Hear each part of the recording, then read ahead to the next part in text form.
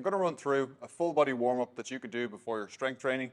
This doesn't mean it's the warm-up you have to do. It's a general prep to get yourself ready for the heavy lifting. You might have particular trouble spots, maybe your hips, maybe your ankles, maybe your shoulders. If that's the case, just let me know and I can give you 1 or 2 specific drills for that area. But this is a great starting point. What I will say first and foremost is that the most important part of warming up for strength training is actually doing the exercises that are on your program with a lighter weight or no weight. You're greasing the groove, you're getting used to the movement. It's a warm-up in and of itself. That is the most important part, is to not jump the gun and just dive into your heavy weights. You want to make sure you have a couple of warm-up sets before each exercise on your plan.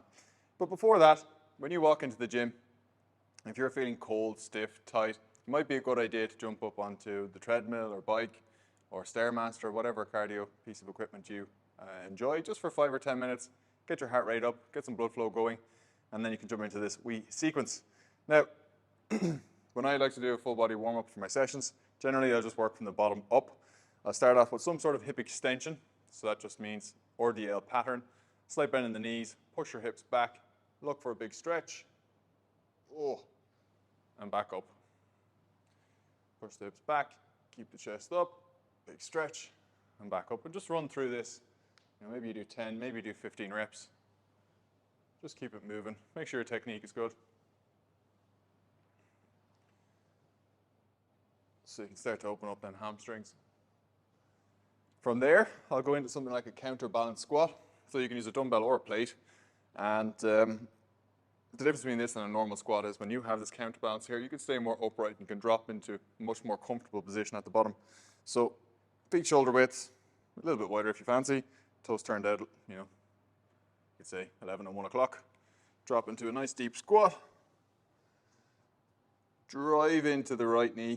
I'm trying to force my knee forward while keeping my heel on the floor. Push for a couple of seconds. Out to the left. You should feel a nice big stretch in your hips and your calves as well. Try to keep the chest upright. And you can see here, if I didn't have the counterbalance, I'm going to start falling backwards. So it's much more comfortable to hold on to this. You just stay down there for a couple of seconds. That's 1 rep.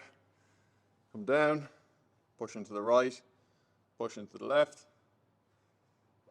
Try to stay as upright as you can. And you might go through 5 to 8 reps of that. Now the next thing that I'll do is just some shoulder rolls, forwards and backwards. The aim here is to really exaggerate your range of motion. So explore the end range of motion you have. So all the way down, all the way back. Squeeze your shoulder blades together. Up, stretch, forward. Allow your shoulder blades to wrap around. Reach forward as much as you can. And just explore this range of motion. And you might do 6 to 10 forward, 6 to 10 backwards. And then you're almost good to go. Sometimes I'll go into some single arm rolls just because you can tend to get a little bit more range of motion, especially if I'm stiff.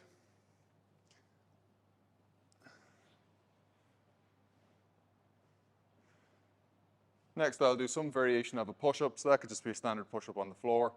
If you're struggling to knock out, 10, 15, 20 push-ups in one go, maybe you'll just do an incline push-up. So you could have a box here or a barbell, and you could just be doing them from the incline. Same thing.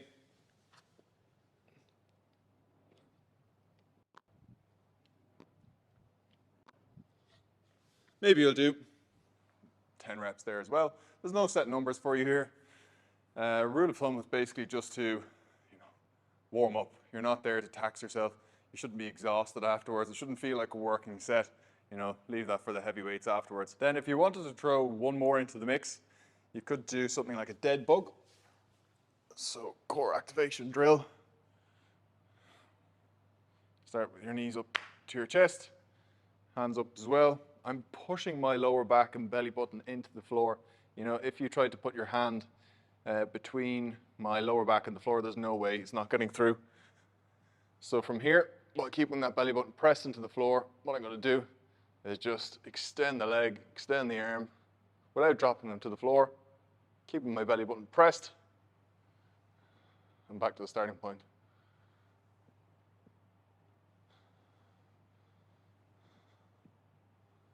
And you might do a couple of reps here either side.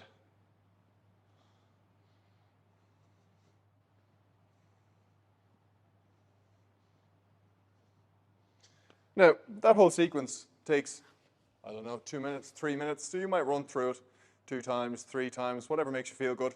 As I said, it really depends on how you're feeling when you go in. Some days you'll be more stiff, some days you'll be almost good to go.